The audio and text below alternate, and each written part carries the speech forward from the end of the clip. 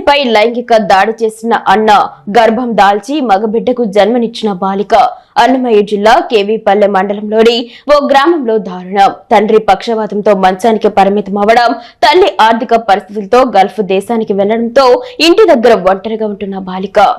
ఇది అదునుగా చూసి బాలికపై లైంగిక దాడికి పాల్పడ్డ పెద్దనాన్న కుమారుడు.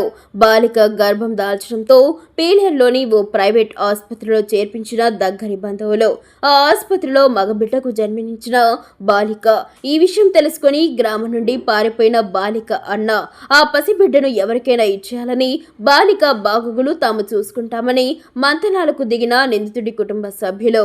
దీంతో పసిబిడ్డను ఎవరికైనా ఇచ్చేయాలని కొంతమందితో సంప్రదింపులు చేస్తుండగా విషయం బయటకు తెలియడంతో స్వగ్రామానికి బాలికను తీసుకుని వెళ్లిపోయిన బంధువులు, పోలీసులు, ఐసీడీఎస్ అధికారులకు సమాచారం ఇవ్వకుండా కాన్పు చేసి పసిబిడ్డను వేరే వారికి ఇవ్వడానికి సంప్రదింపులు జరిపిన ఆసుపత్రి నిర్వాహకులు. దీనిపై ఐసీడీఎస్ అధికారులు స్పందించకపోవడంతో తొలుత తీవ్ర విమర్శలు, అనంతరం రంగంలోకి దిగి ఆసుపత్రి యాజమాన్యంపై మండిపడ్డ ఐసీడీఎస్ అధికారులు.